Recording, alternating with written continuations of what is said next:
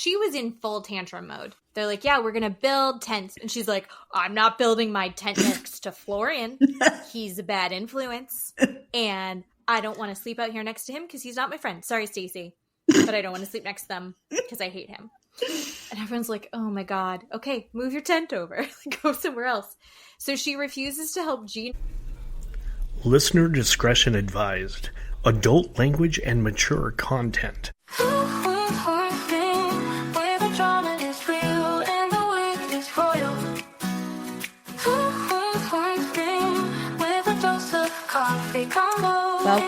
Welcome, everybody. This is Two Queens, One Screen Podcast. I am Keeley. And I'm Jen. Thank you for returning, or this is your first time. Welcome, everybody. Jen, how was your week? It was good. It's been a long week. I got in a fight at book club, but other than that, it was good. Oh, that's a fun sentence. I got in a fight in the book club. Yeah. So I'm of an age where that's what I do now. Oh, man, don't mess with her. Oh, get it. So last week after we recorded, Jen suggested I start watching Traitors. And I have messed with watching it. So we're late. She and I are late to the game, everybody. My husband has been watching Traitors for the last, 2 seasons. The third season just started. Yeah. Steve's been watching it and he didn't make you watch it with him? No, I poo-poo him. He says it's so great. Keeley, watch it. And I'm like, you're stupid. You're stupid. Can I just say, that makes me feel so good. That means he told you it's good and you didn't believe him until I told you it was. 100%. And he gets furious at me. Furious when I'm like, okay, I'm watching it. And he was like, who the fuck told you to watch it? And I will, whatever. I'll say, okay, Jen. And he was like, so fucking Jen told you to watch it. And you just click and you immediately watch it. I've been telling you for 2 years to watch it. And you're like, no, I'm not watching that. That's stupid. Yes, 100%. That tickles and delights me. I feel so good. Thank you. You're welcome. Thank you so much. So I've only seen this season, the current season, and you've already surpassed me. Well, I started this current season, season 3. Mm-hmm. You don't really need a context. You don't have to start with season 1. I figured. So I binge watched, I don't know, the 4 or 5 episodes that were out for season 3. And I could not stop because I loved it so much. So I started season 2 because there's obviously the 12 episodes are out and I love it so much. A lot of these people on all the episodes, I don't know because I don't watch Survivor. I don't watch a lot of the other Real Housewives show. I have watched Big Brother before. I don't watch all of them. What were the other shows? Anyway. The Bravo shows. So this season, they have Tom Sandoval, obviously, who is fully beefing with a girl named Chriselle. Is that her name? Yeah. I don't know who she is, but she's like, hey, I just want to let you know I'm friends with your ex-girlfriend. And then she goes out of her way to just make his life hell. And I don't know what she's from, but her hats are fantastic. And I appreciate that she's on the show. And then there's some Real Housewives, and like you said, Survivor. I don't know any of these Survivor people. I don't. Big Brother. I didn't watch Big Brother. I don't know who they are. Yeah. But those shows, I know it's all about having those connections and being sneaky to win, which is also the basis of Traitors. Yeah. There's a Bachelorette on there. I've never watched The Bachelor or The Bachelorette, which seems if you know anything about me, that is something I should be indulging in, but I know that it would take over my life. The way that the shows that I'm already watching consume me, if I got into The Bachelor, I would be ruined. I wouldn't be able to be a wife and mother because I would just be a Bachelor fan. So I am choosing not to imbibe in The Bachelor consciously. That's a choice that I'm making. There's also, I think someone from, is it Summer House? Is that what she's from? Sierra? Yeah, Summer House. Yeah, Sierra. Mm-hmm. Okay. Yes. And then there's a Bella And I say that as in, it's Nikki Bella. Nikki. Mm-hmm. Nikki, who was in wrestling. Fun fact, I used to watch a ton of wrestling. I'm not a fan of the McMahons. I do like AEW, though. And I like New Japan Wrestling. If anyone's watching those, I would love to talk about that, too. But I don't know that I'm going to be able to get Keeley into that. But yeah, she's in it and she's great. But I honestly started watching it because Tom Sandoval's in it and I just want to see people be mean to him. And it is 100% that, which has been great so far. Well, and he walks around and looks lost, or it looks like he's really trying to figure out what's going on and he's really enthused and he's listening and it is fucking hysterical. It is hysterical to me. And the one day he shows up at the breakfast and he's got these giant pit stains. Oh my God. And he's sweating. And it is 6 a.m. in the morning. You know he's doing cocaine. The man. Okay. Yes. Thank you for saying that. So Chriselle was on Watch What Happens Live, which is where I get all of my news.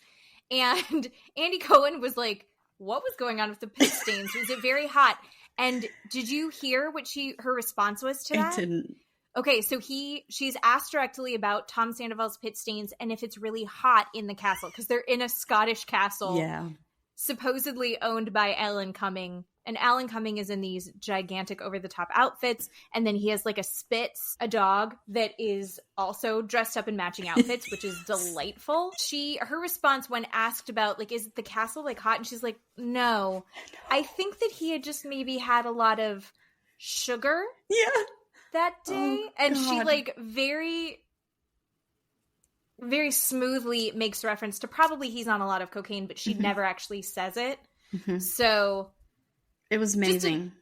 I don't know what she's from. I really should Google it, but I'm just very much enjoying her. Although she also had the moment where she felt energies and she was totally off. Because it's people, there are traitors and then there's faithfuls. And it's like, who are the good guys? Who are the bad guys? The bad guys are pretending to be good guys. And you have to find out who the bad guys are. Yeah. And everyone's lying to each other. Yeah. And she thinks that she knows and she gets it wrong. And she goes against her own friend. It's great. It's just the amount of crying that happens for no reason on this show. It's fantastic. I love it so much. Yeah. In the end, you're supposed to win a bunch of money, which is fine. They do all of these tasks, right, to win pots of money, and it goes towards the end. And Alan picks traitors, right? And the group doesn't know who they are. And the traitors every night murders a person. Faithful, if you're not a traitor, you're a faithful. And so these people murder somebody in the middle of the night. And then the faithfuls have to figure out who the traitor is. And these people's brains just go cuckoo through the day. They absolutely spin out of control. And it just cracks me up because someone will look sideways at another person and they go to round table and they're like, you wore blue today and I think you're a traitor, and the whole table erupts and they just banish them and kick them off the show for no fucking reason. And it makes me laugh. And other times they have a very good point, like when they banished Bob the drag queen. So Bob was, he was so good too. I'm sad. I love him. He was from RuPaul Drag Race and he was a traitor and he did his damnedest to try to not get found out, but he was over the top with trying to control all of the games and the players and telling people what to do. And people were picking up on that. And then in the round table, he was trying to point the finger at other players saying, oh, she did something suspicious or he did something suspicious. Other players would pick up on it. I'd be like, oh yeah. So then they would vote that person out. And then people would pick up on it. And then I get that, right? That was good. But other times they just lose their mind and they'll vote for no reason. She looked when we said, and it's like somebody was just picking their nose, not paying attention, and they're traitor. Yeah. watching these people get so paranoid during this game where they just feel insane. They just feel crazy. And you're like, you're on a TV show hosted by Alan Cumming, but their emotions get so intense. It's so fun. So yeah, I do really want to go back and watch previous seasons. I know New York from I Love New York, Flavor of Love is on. I know that Jax was on. Actually, I think whatever season Jax is on, you're not watching the one that he's in. No, he's in season 1. I'm watching season 2. But that was the beginning of the end for his marriage with Brittany. Yeah. Because he used her as an excuse, her medical situation as an excuse to leave the show, but then found out that she was fine, but kept telling everybody that she had a stroke. She's like, that's not what happened at all. Yeah. I am going back as like my nighttime relaxation show. I am going back to Vanderpump Rules, and watching season 1 of Vanderpump Rules is giving me such life, and I sleep so well. I went to bed last night immediately after Frank and Jax Taylor got into a fist fight at the belly dancing place in Las Vegas. Simpler times, right? Yeah. Why is that sweater so tight? And why does he not have anything under it? How is this only 10 years ago? Looking back at the fashion that we had, remember those big necklaces that we used to always wear? Oh, God, statement necklaces? That was only 10 years ago. I love 15 years ago. Oh, so good. All right. We should probably get into the meat and potatoes of what we want to talk about tonight. Right. So we're going to do The Last Resort Season 2, Episode 9. They have named it Nice Guys Finish Last. Why? I cannot figure out why they would call it that. I don't know. I have feelings. Who are they referencing? Who? Are they referencing Brandon? Are they referencing Gino? If they're referencing Gino, I'm going to drop kick someone. Just roundhouse you right to the face. Like, no. They can't be referencing Brandon, who was also my first thought. But what we learned is, picking up from last week, I had asked you, do you think Brandon's going to get laid? And you said, yeah, probably. And I was like, yeah, I mean, at least a BJ, because they did a handshake on it. And we see the episode open with, well, a few things happen, but I just need to jump ahead to this. Brandon is very excited because Julia kicks everybody out from the party at the end of the night, and she takes him into the room, and she's like, I said we would do this. Let's do this. Shut the curtain. I was like, ooh, that was kind of hot. And then he like gets up and he starts kissing her, and then we find out that he fell asleep. He fell asleep, but he woke up and he vomited. And then he went back to sleep. So he booted, he tried to rally, but then he went back to sleep. So, I mean, poor guy. Poor girl. What is his drunk nickname again? Joseph, his middle name. Oh, Joseph. I know. Ugh. God damn. He's sabotaging himself. He is. But at least he didn't blame it on her. You know, that's a good thing. Yeah. So, well, one mystery solved. Right. Oh, hell. I feel like because they literally split this party across 2 episodes, I feel like it's all blurred. So this is another episode where we start off the episode at the party, and that's like part A. And then part B is that they then the next day go to another therapy thing. So do you want to just knock the party out? Yeah, let's do that. They started, the last time that we were there, we were talking about Natalie going, where's Josh? What did Josh say about me? And everyone going, here's what Josh said about you. And she gets to hear all of this horrific things that he's actively telling all of these people about her. I think she just was like kind of bummed out, and everyone's kind of gently trying to rally around her in this moment. Yeah. I don't know if it clicked for her then, but she just kind of was like, but where is he? I think a lot of people's opinions kind of shifted because at this point they'd all been annoyed by her this whole time. But then they're seeing how Josh is behaving and what he's doing to her quietly on the sidelines. And I think you kind of see everyone go, weird, actually. This isn't all her, maybe. So I thought that was vindicating for her in that moment. Yeah, I agree. I mean, and Benny gave her a little bit of hope. He said, well, when I talk to him, he says he loves you and He wants to have a relationship with you. And poor Natalie says, well, 1 out of 4 is pretty good, right? God, poor Natalie. Gino lies through his teeth. Well, he hasn't really talked to me about you. But he wouldn't be here if he wasn't trying. Which just totally glazed over the fact he's not there anymore. He left. In between the sheets, we see James, the therapist, watch that clip of Natalie talking to the group, saying all these horrible things that Josh said about her. And he says, look, we are seeing this push and pull of their relationship. And we see one partner becoming so overwhelmed that they have to leave. The other partner just going, what's going on? I don't know what I'm doing. And he says, if one partner needs space, that partner says, right, I need to walk away for 5 minutes, or I need to walk away for 30 minutes, and I need to set a timer and I will be right back. Yeah. You don't just ghost your partner and never show up. You don't ghost your partner and never tell them when you're coming back. I thought that was such a great piece of advice. Yeah. Because I think it's really common for people to be like, I need to walk away from this. Which is, in most cases, if you're too heated or you're overwhelmed, walking away is such a great thing. But just to leave and then not come back, and then no one has... Of course Natalie's acting insane because she has no idea what just happened. You're just gone. Saying like, hey, I'm going to be back in 10 minutes. Or, can we talk about this tomorrow? Yeah. I love you. This sucks. Let's have a conversation about it tomorrow. Right. When I'm not so heated. Oh, Yeah. James doing the good work. God forbid he be in the room with them to tell them that.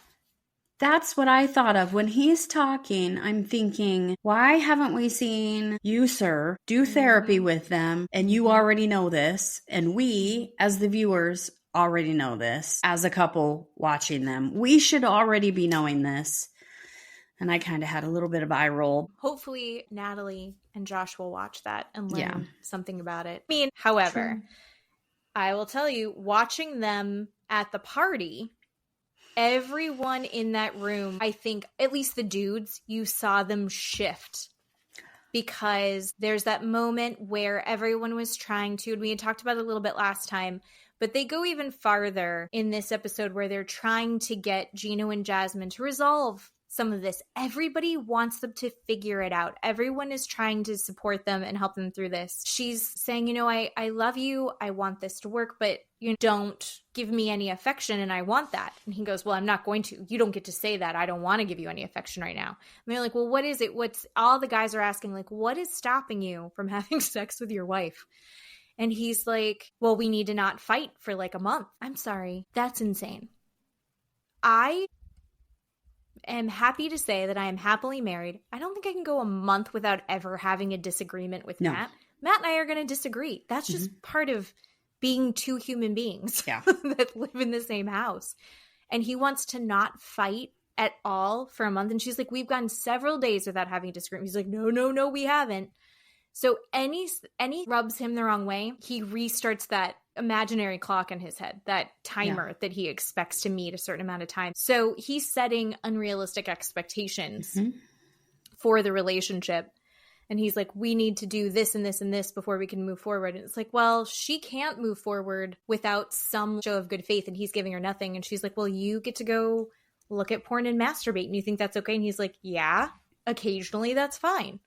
And she's like, okay, well, I need a person for my sexual needs to be met. So I should get to have an open marriage. And he's like, no, absolutely not.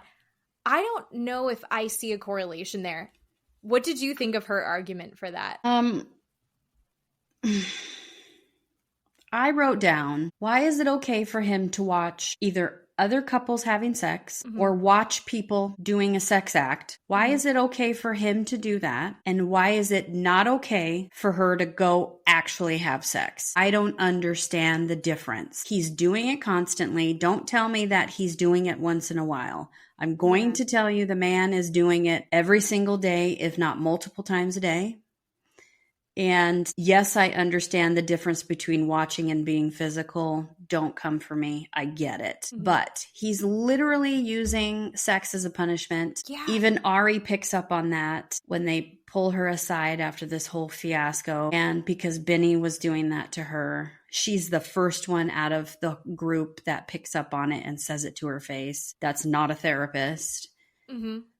But why is it okay for him to do that, to watch porn, to masturbate, to do all of these things, and she can't have an open marriage? She can't just go and have sex with someone else. She wants to be with him. She wants to stay married. I just don't understand the difference.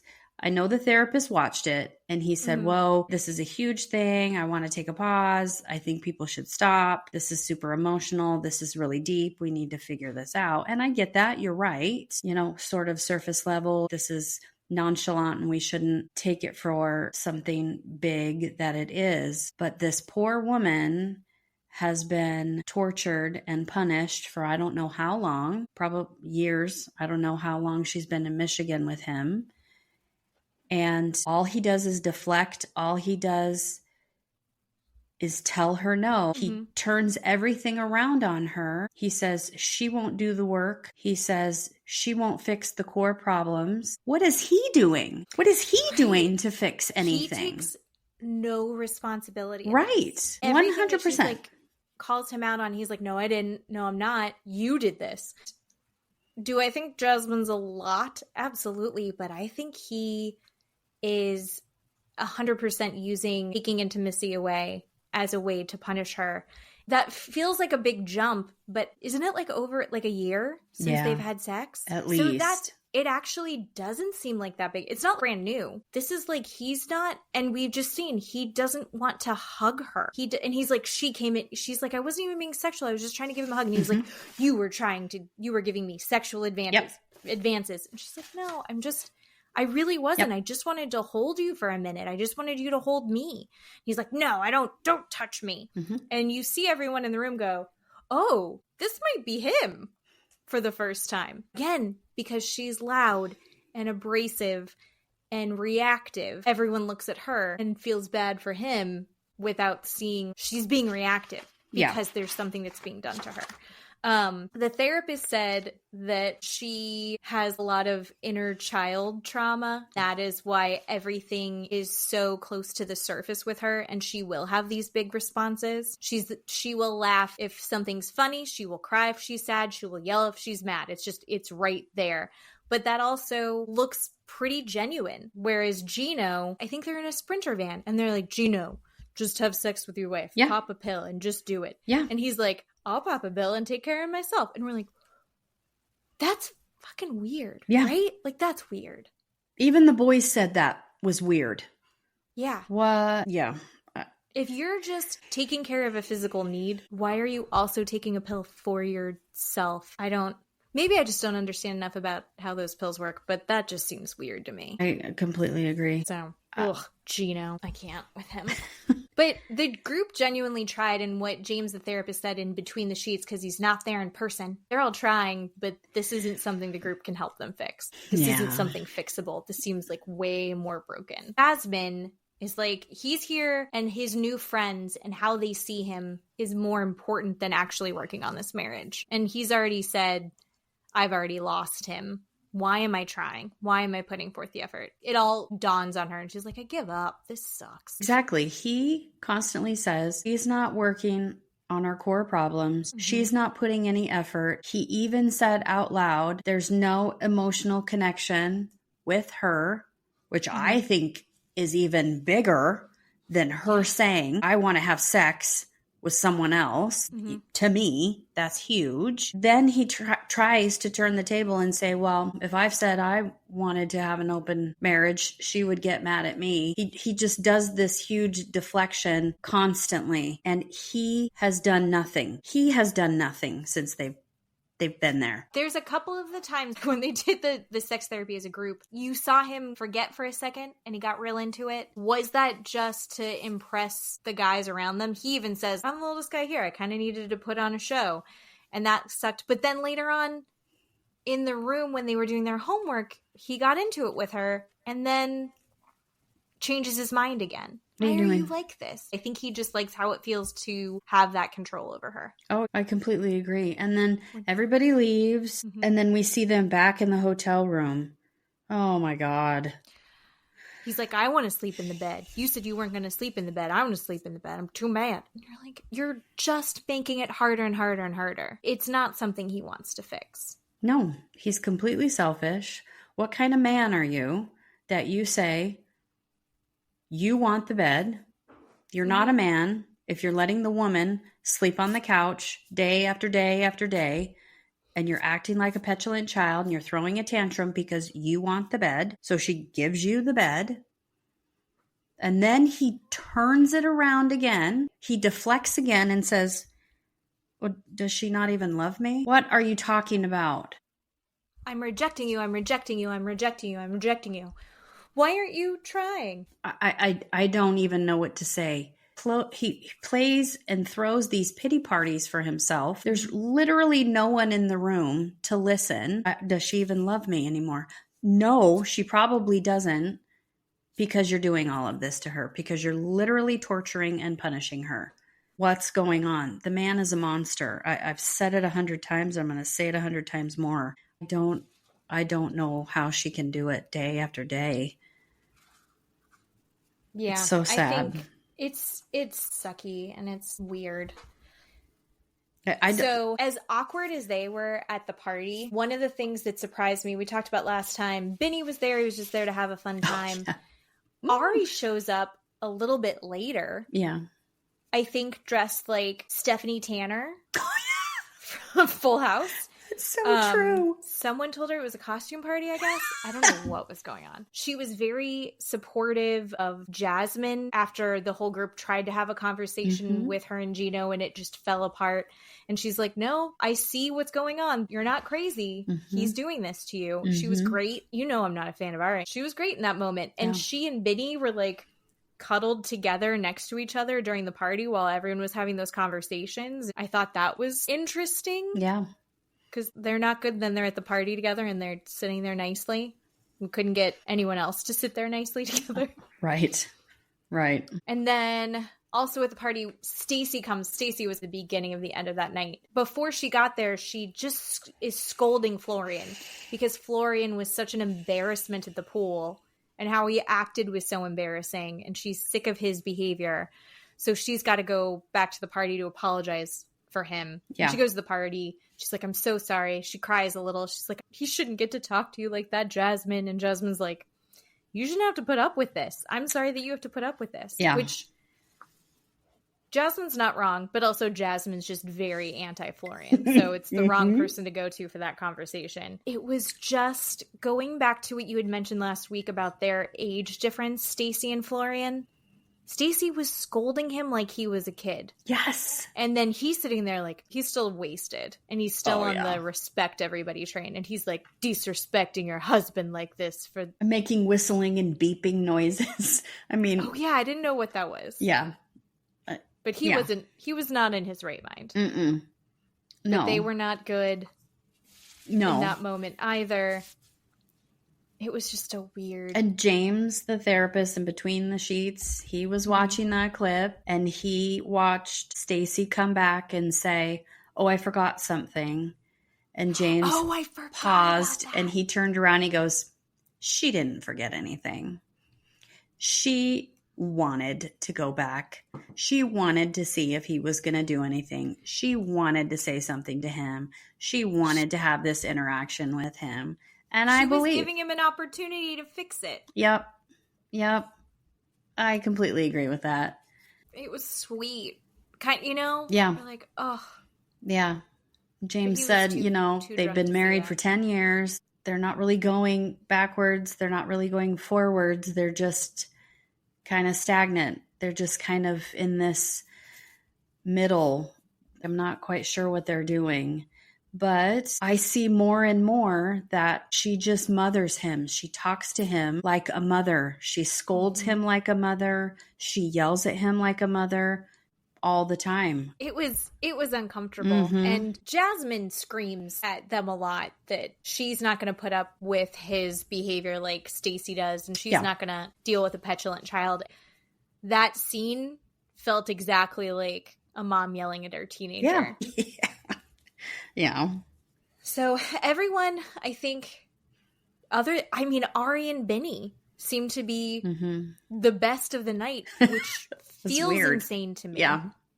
And then, Rob was there without Sophie, but they had an okay evening after their big tumultuous sandbox therapy.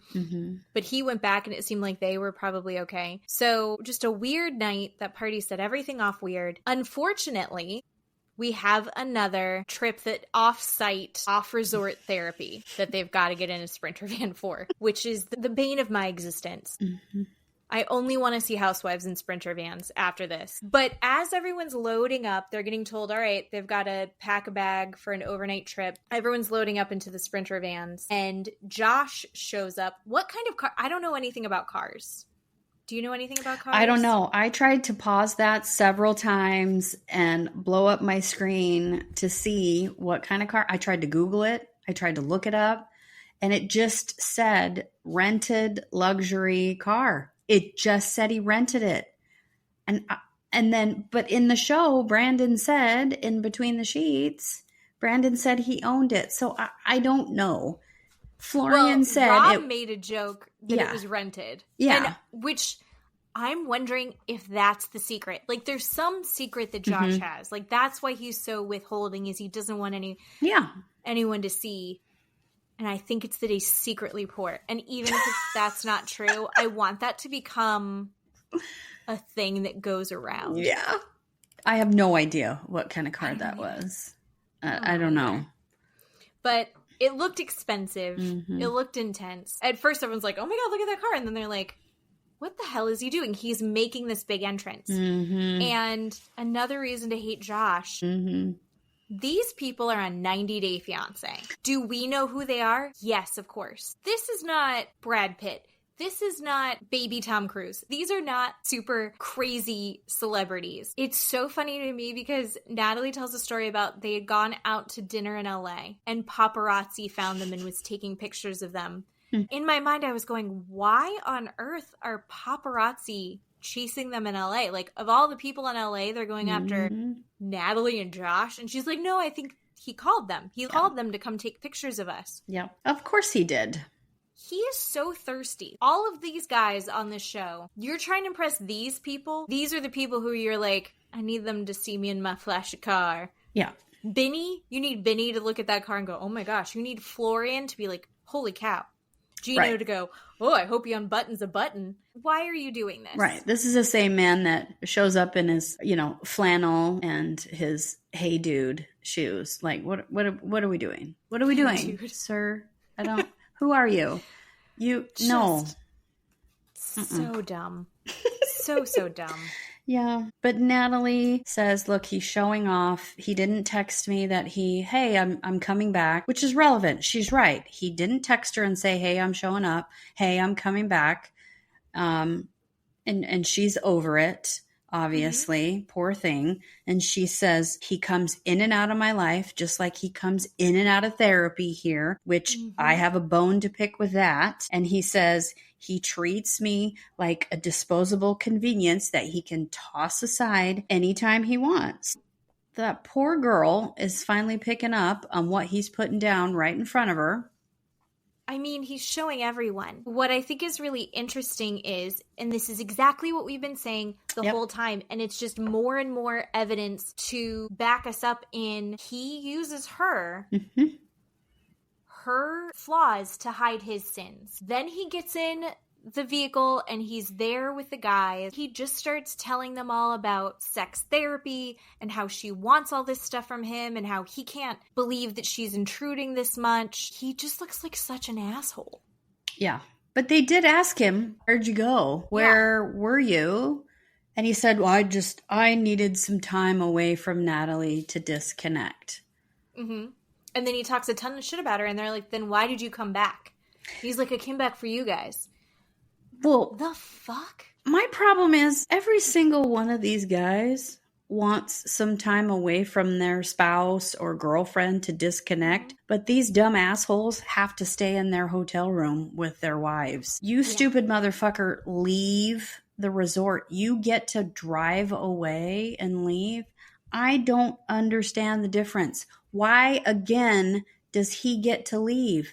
And these poor saps have to stay with their wives or their girlfriends. Even Benny and Ari have to stay together. Yeah, he's refusing to commit. Hello? To the show, to the therapy, and to her. It was like another light bulb moment for a lot of these people where you're like, this doesn't really add up. Why are you coming to couples therapy to hang out with a bunch of dudes? Yeah. What? And then he says, that doesn't make sense. She's just not going to change, but I missed her. So I came back. What? What is seriously wrong with you? No. No, that's not how it works. And Sophie, I think, was in the sprinter with the guys. If you're trying to make her look bad, he's making an actual effort to make her look bad to these people. He's telling stories about her. He's telling stories about how she was jealous when they went to dinner in New York with a bunch of the other 90 Day Fiancé people. And how she got jealous and overreacted and threw a temper tantrum or something. Yeah. And no one asked for that story. He's just trying to make himself look good by making her look bad. That's not how any partnership should work. Like, I hope no one would want to make their partner look bad to other people.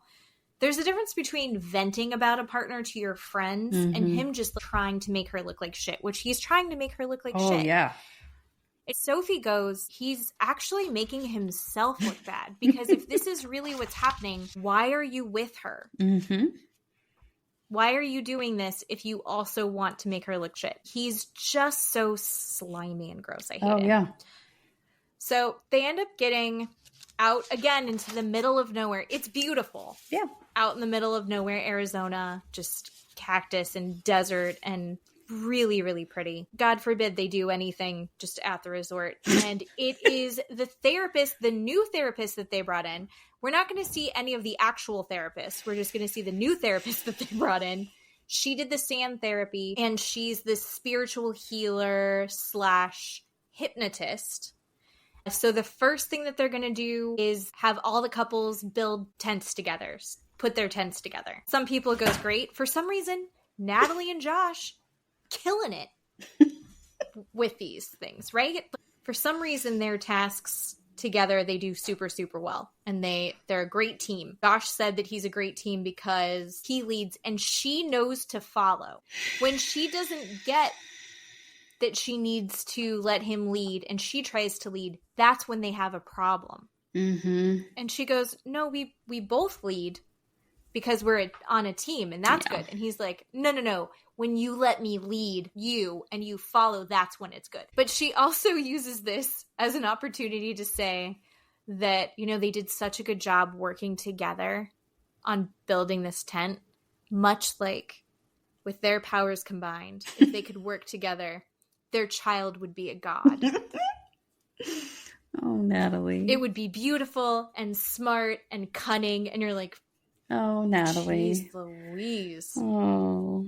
She reverts right back into, she's pissed at Josh and she cuts a little space from him. And then they do an activity together and she's like, we should have babies. Yeah.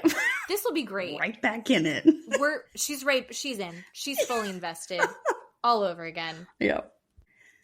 Jasmine is being petulant, sitting in a tree, and she refuses to help Gino, which I think is hilarious.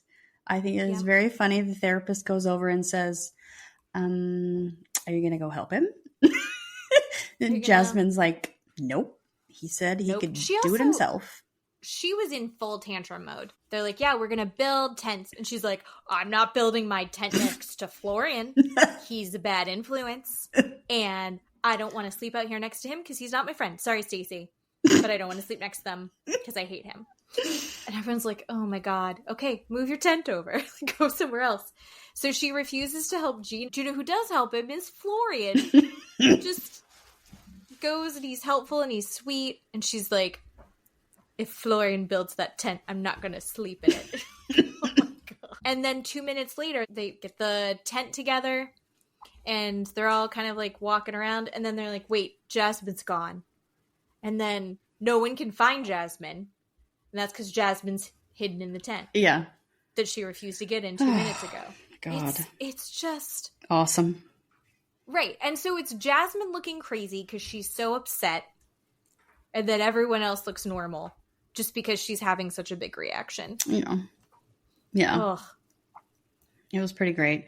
But I wrote down that Sophie is begging Rob to help, which was interesting to me. I mean, he's sort of letting her help, but she's like, why can't I help you? I just want to help. Yeah. And he's just kind of waving her off and sort of saying it was weird. Well, he's super proud of being an outdoorsy guy, right? Like, he's talked a few times about, like, the kayak thing. He's like, this is mine to win because he loves to kayak. He loves to be outside. Mm-hmm. So happy to be in nature. And at one point, the therapist said, we're not going to have our phones with us. We're really going to disconnect and reconnect with ourselves and with nature. He's like, oh, I already put my phone away. Mm-hmm. I'm already great about this. And he's just very confident in his outdoorsiness and his connection to nature. But once everyone gets their tents together, they then do a little hike and they end up next to a lake. The therapist, who is also a hypnotist, is like, I'm going to hypnotize you all. Mm-hmm.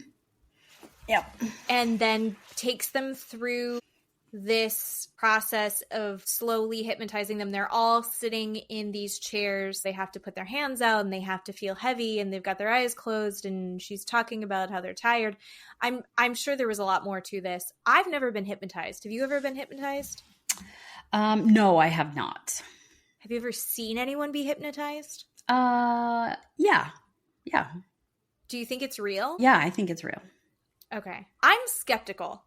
However, I have a friend who swears that she was hypnotized and saw a past life and it was really intense and incredible.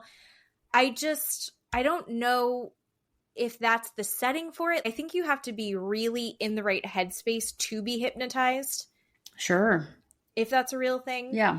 And then also, I don't think that everyone was actually hypnotized. I tried to see... I wrote yes and notes. No. Yeah, who was... Me too! But I also couldn't tell. Obviously not hypnotized, Josh. Mm-hmm. Obviously not hypnotized, Brandon. Mm-hmm. Also, I don't think that Sophie was hypnotized because a couple of times she was opening up one eye and looking around. But there were a couple that were like really into it. Stacy, very, very into it. Ari seemed pretty into it. And Natalie, I want to talk about this. Natalie, very into it. Yeah. And apparently Josh described it as he had a hard time getting into it because Natalie was so into it that it sounded like she was having an exorcism next to him. Because she was kind of moaning and groaning and moving around. In the Between the Sheets says that she's actually very familiar hypnotism, that she believes in it and she's studied it. And he's like, well, it's because she's a witch. And then they start talking about how she's intuitive and she'll say something crazy and then it actually becomes true. Which I do think that does exist a little bit. Plus, I have fully convinced my children that I'm a witch. Nice. It's like I'll just know things. Mm-hmm. Like, I know you don't have that homework done. Not because your teacher emailed me, but like I feel like I feel like there's something missing. What could be missing? Is it science related? Yeah. Also, one time I was at a party for a coworker who had was having a wedding party at her house, and there were 50 people there. And there was another coworker that was also invited with her boyfriend, and I hated her boyfriend. As Matt and I walked into the party, he was standing on their deck. He called me the Russian. I'm not Russian, but he always called me the Russian because he refused to learn my name, and he says I look Russian. And he yelled across her lawn. Everyone at the party heard. He was like, "It's the Russian!" And I glared at him, and the deck collapsed. And he fell and had to go to the hospital because he fucked up his shoulder. And I'd like to think that that is nice. If I have powers, I'd like to think that that's what happened. Nice.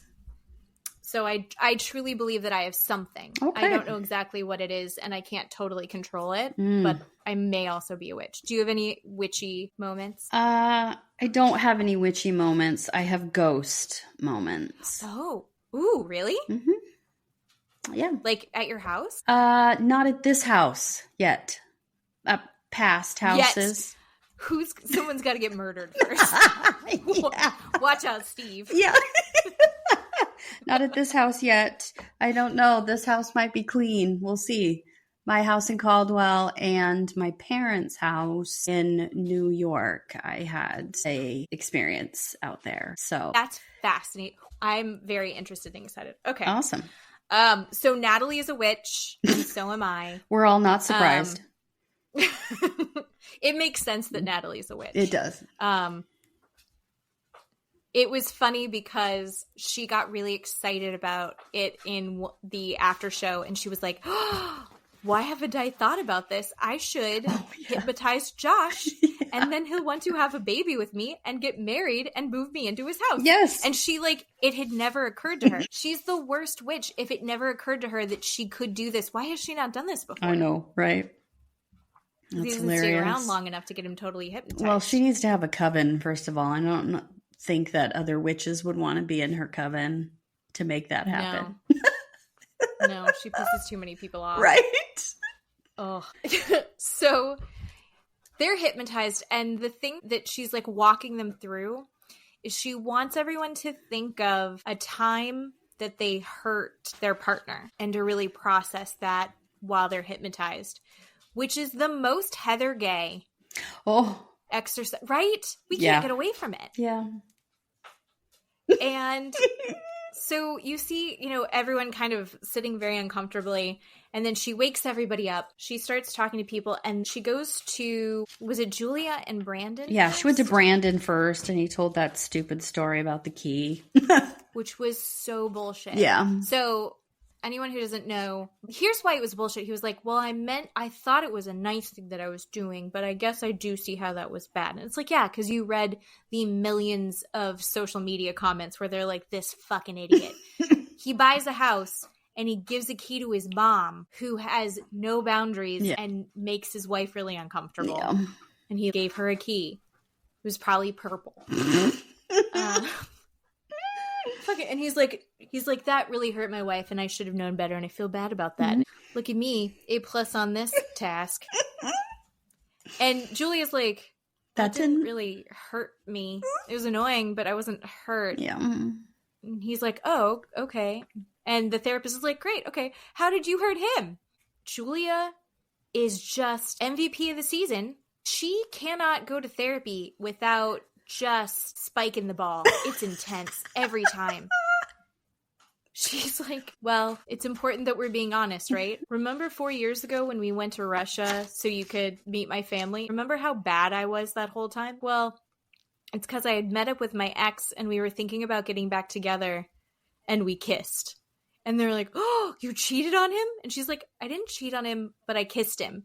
And Brandon, he's like, no, that's cheating. And he's just so upset. They kind of go into it a little bit in between the sheets, but that's the end of the episode. I don't feel like we got a lot of this. We got a little bit in between the sheets and a little bit in that. But Jasmine says, I think that she should have taken that to her grave. Yeah. Once a cheater, always a cheater. And now he knows. I was like, he didn't know that you hurt him, so was he hurt them? If a tree falls in the woods and no one's there to hear it, I don't think that was the right time. I think neither of them understood that therapy that they were getting. She just punched him in the gut. Do you think that the kiss was cheating?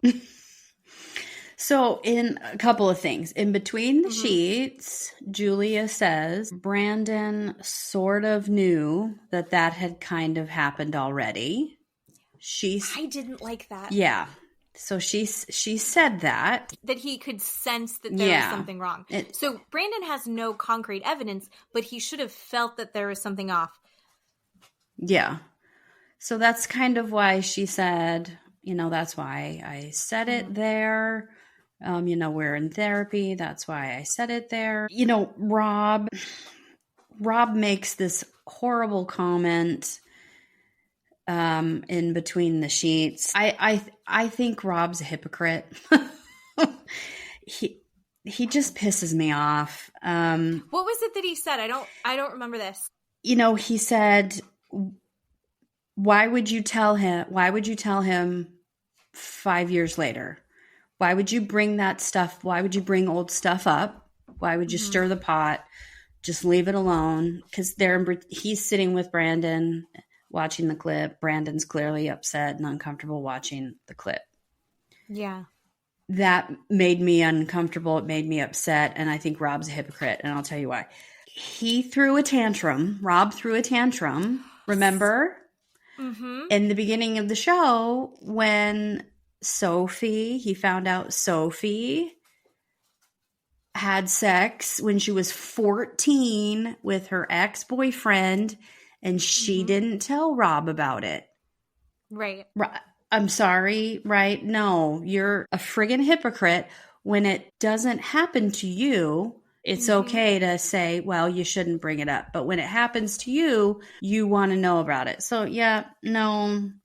Well, because he wants to be able to use that against her. Right. Ugh. Right. So just keep your mouth shut. Just shut the hell up. Here's the thing also. Either way, if Brandon found out that this happened and Julia didn't tell him, he would be mad. Mm-hmm. Brandon finds out in therapy, he's going to be mad. Either way, he's mad. So just tell him. That is my opinion. Just tell him. Either way, he's going to be mad. You're in therapy, you might as well tell him. I think that was probably the wrong time to tell him. Sure. I also think the kiss, not good. The fact that she was probably engaged to Brandon when he went to Russia to see her family, and the conversation that she had with the ex where she was considering getting back together with the ex, that is the egregious cheating to me. Is it great that they kissed? No, that's bad. I think it's a way worse that she was thinking about getting back together with her ex. A little tryst, bad. I'm going to break up with Brandon and go back with you, 1,000 times worse. So when she's like, it's not cheating, it was a kiss. I'm like, no, the conversation that you had with your ex, that was the cheating in my mind. In the end, she didn't. This was 4 years ago. She made the choice to stay with Brandon, got married to Brandon, moved to the U.S. Yeah. Is working on her marriage with Brandon. Yeah. I feel like it's got to feel fresh because he just found out about it. Hopefully they can process it and he can move through that. It's like, it was 4 years ago. That's not something that's actively happening.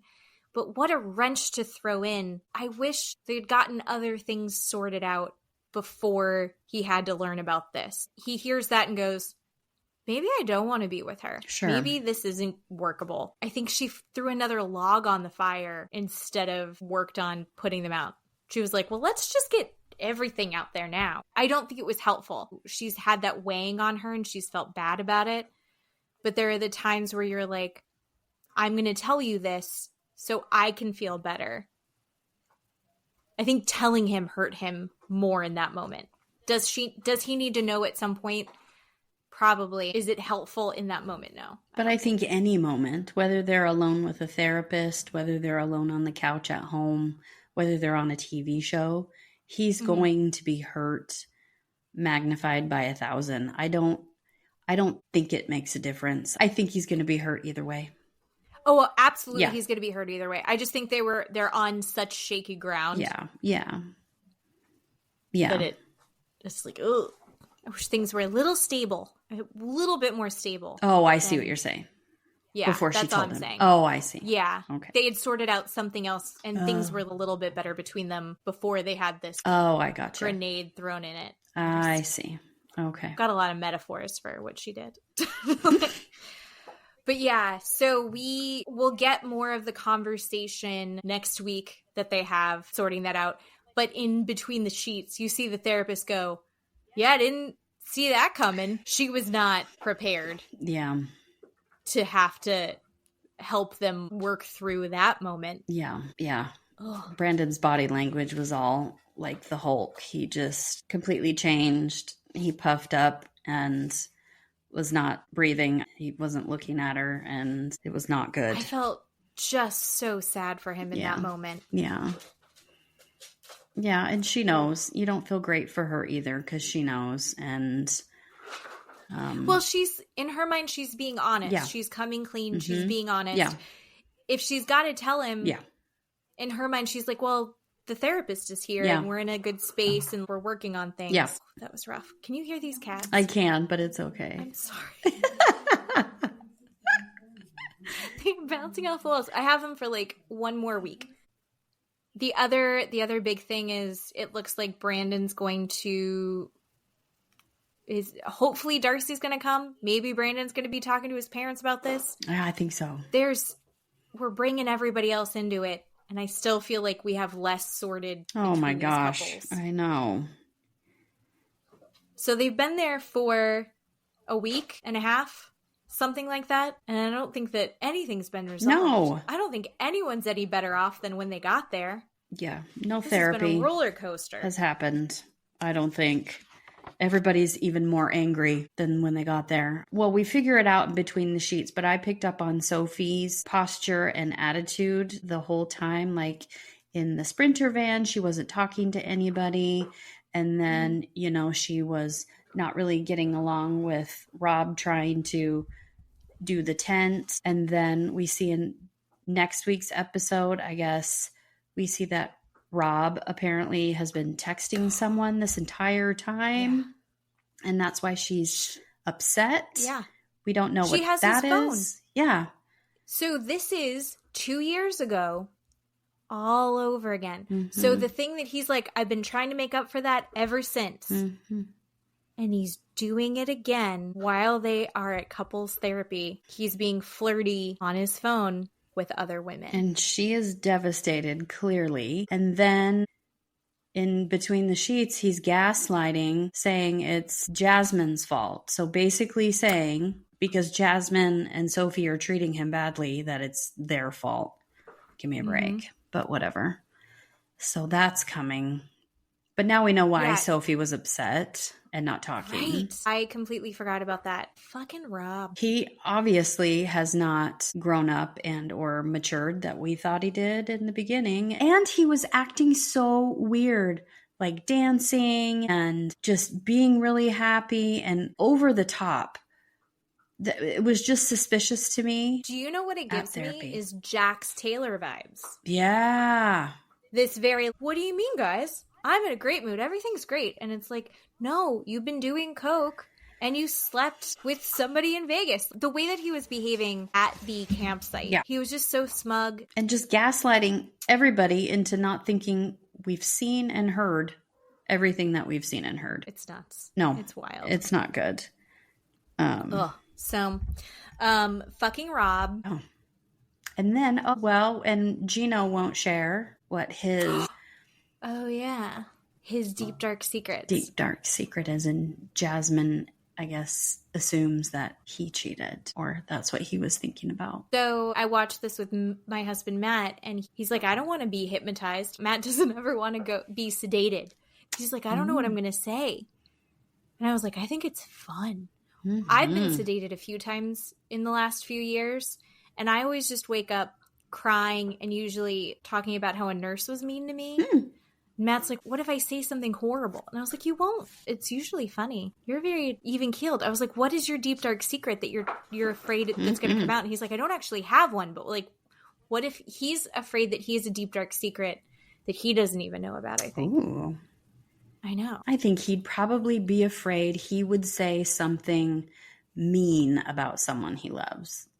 That would be the worst he could do because he's so kind. That's what I think. Oh.